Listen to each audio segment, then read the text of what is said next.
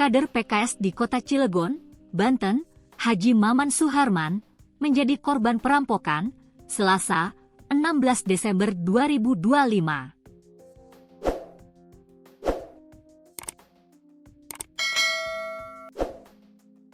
Perampokan terjadi di rumahnya di kawasan Kelurahan Ciwaduk, Kecamatan Cilegon, pada Selasa siang, saat Haji Maman sedang bekerja di luar rumah.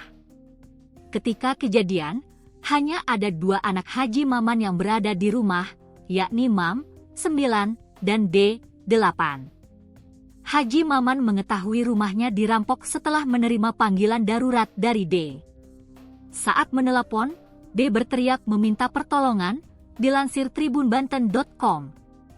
Haji Maman yang sedang bekerja di kawasan Ciwandan langsung bergegas pulang. Sayang, ketika tiba di rumah, ia mendapati Mam dalam kondisi bersimbah darah di dalam kamar. Meski sempat dibawa ke rumah sakit untuk diberi pertolongan medis, nyawa Mam tidak selamat.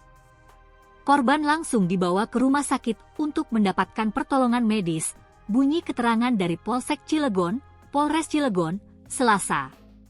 Dari hasil pemeriksaan awal, Mam mengalami 14 luka tusukan akibat senjata tajam di sejumlah bagian tubuhnya.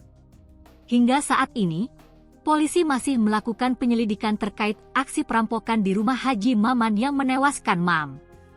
Sehari setelah perampokan terjadi, Rabu, 17 Desember 2025, sejumlah karangan bunga terlihat di depan rumah Haji Maman Suherman.